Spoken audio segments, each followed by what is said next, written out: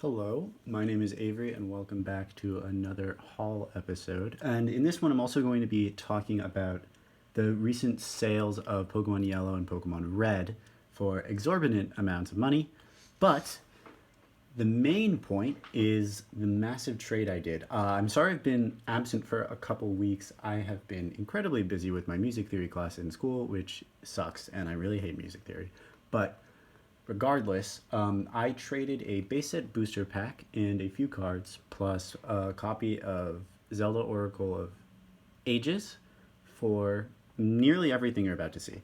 The first thing I got was Pokemon Puzzle Challenge, and this is graded a WADA 7.5, complete in box. Now, this is actually one of the hardest Pokemon spin off games to find on the Game Boy Color. It's pretty expensive. But I've never played it. It literally just looks like Tetris. I think I'm going to try and break it out of this case because, frankly, I hate graded games. It doesn't make any sense to me. I don't like them at all. Why would you grade a game? You have to play. You play the game, right? It's not like a card where it just sits on a shelf and you look at it. It doesn't really have anything that happens. But so yeah, I thought this was pretty cool. Next up, I got a copy of Pokemon Yellow. This is complete in box. It's in very, very good condition. Really no like creases or anything in the box at all. Pretty cool. I needed this for my collection, and it's been getting incredibly expensive lately.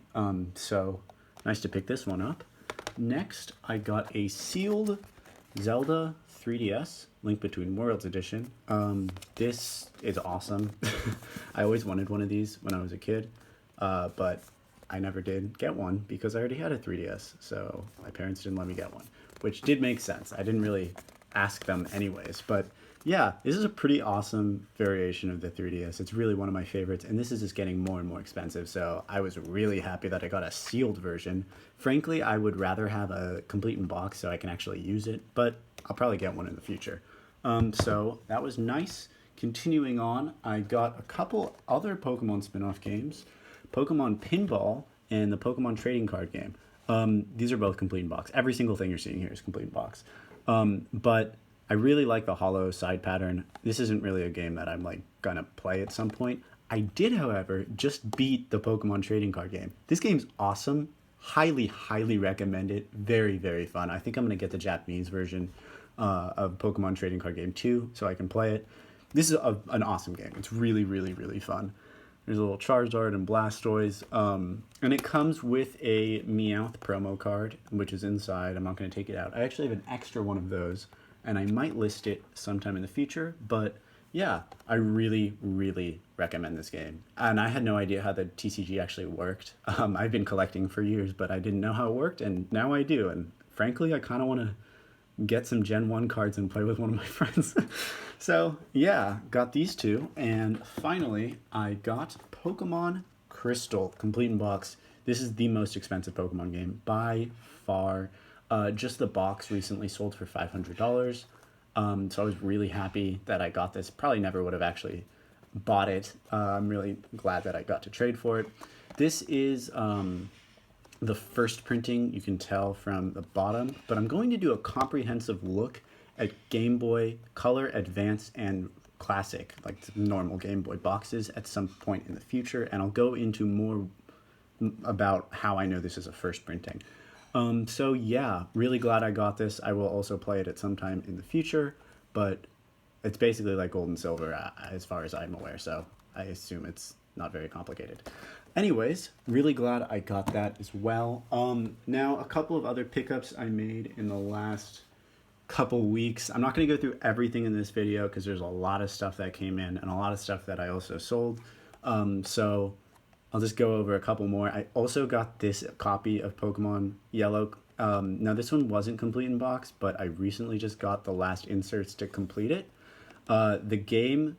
this isn't in as pristine condition. I think there's a little bit more folding on that top thing, but it is actually an earlier printing. It has the old ESRB logo, whereas this one is the newer one. So this is a first print, or not a first printing, probably a second printing. The first printing didn't even have the ESRB logo.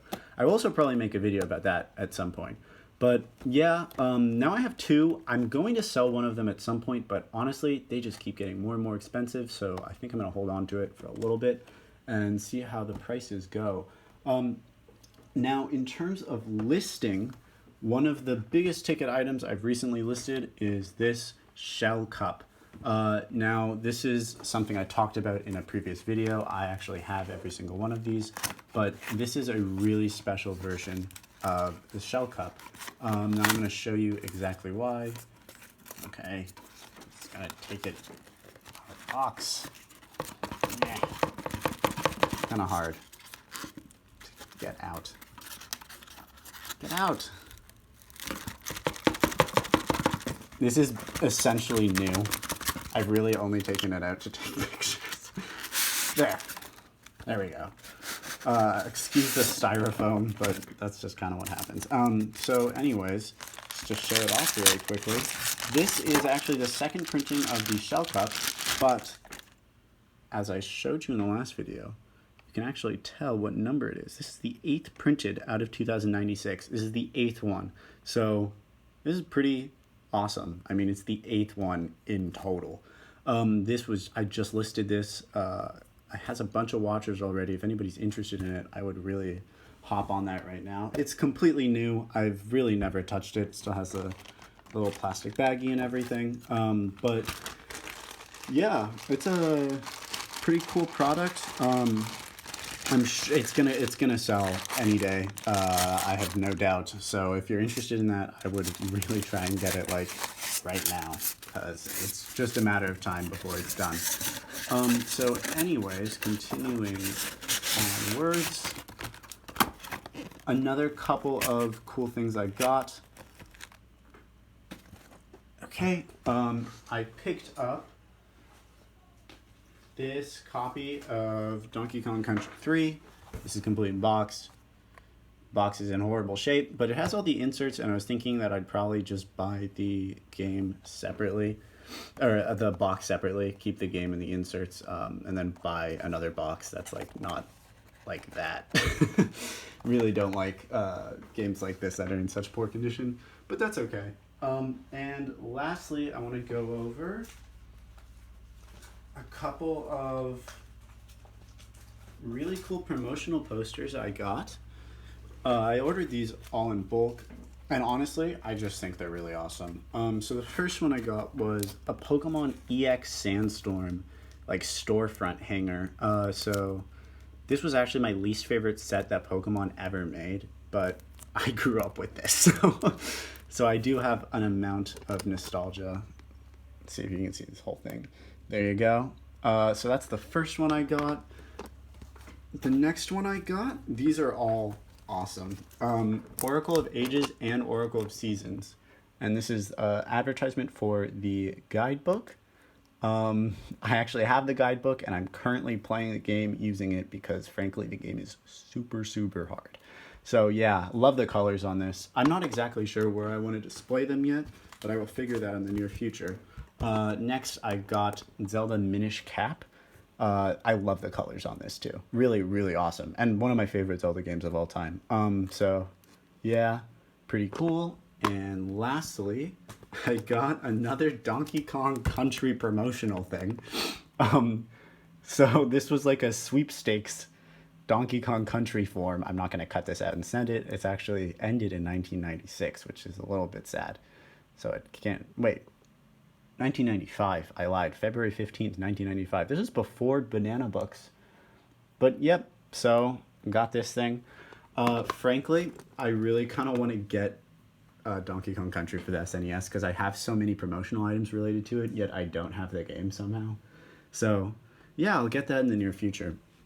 Now, lastly, I want to talk a little bit about the prices of Pokemon Yellow recently.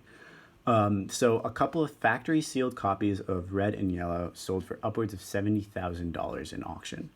I think it's ludicrous. I do not think it makes any sense. Graded games to me are, as I said, absolutely ridiculous. Now, if you've played the game, I understand why you wouldn't want to open a sealed copy. But the thing is, a graded game completely defeats the purpose of video games. the whole point of a game is to play it, right? Why would you put it in a plastic box that you can't take out and just leave it there? It really doesn't make any sense. Now, the main reason I don't like graded games is because it's taking this hobby and it's turning it into investment. Now, I understand that happened with Pokemon card collecting, and I've been doing that for quite a while, and I've, reaped some of the benefits of it, but I do not see video games as the same thing. It doesn't make any sense to me. These are things that people grew up with playing that made a lasting impact on their childhood. It should not be monetized in a business setting in order to invest. I don't agree with that at all. What I do with buying and selling is pretty much I'm trying to break even so I can collect. I'm not holding on to things for extended periods of time to drive up demand and decrease supply so I can eventually make a lot of money. That's really not the goal. I do this because I love it. And grading games is the antithesis of that, in my opinion. I do not think that sealed copies of even the most popular games of all time should go for more than $3,000 or $4,000. It just doesn't really make any sense to me. So if you look at why this got a 7.5, right? It says box 7.5, cart 6.5, manual 9.4, overall 7.5. I don't know if you can see that. Here, sorry, the tripod's a little bit small. So right there. Now, graded games are the dumbest thing of all time. It doesn't make any sense how they grade a box. It is a cube, and I've never seen anything get a 10, and I think the reason to that is because they use a protractor on the corners or something, and if it has any sort of damage, they take off 0.2 points. Really doesn't make any sense. So why are you freaking out over a 9.8 copy of a sealed copy of Pokemon Red? Why isn't it getting a 10? Because it has a little dink in the plastic? Who cares? It's not like a card where it has centering issues or it has print lines on it and stuff like that. It's a video game. Keep it sealed all you want. Keep it in one of these plastic containers. I mean, I do that with most of my high-end Game Boy and Game Boy Advance games because it keeps it safe. But I would never put this in a prison where I could never touch it or play it ever again. So, yeah, those are essentially my thoughts on the whole situation. Not like anybody would really care, but I'm not sure if that sentiment is shared by many in the collecting community. If you agree or disagree, please let me know in the comments. I would greatly appreciate it if you watched this far, that is. If you like the video, feel free to like it. Feel free to subscribe. And I will definitely be making a couple very shortly in the near future. I have a lot of time now. I'm on break, thank God, for a week.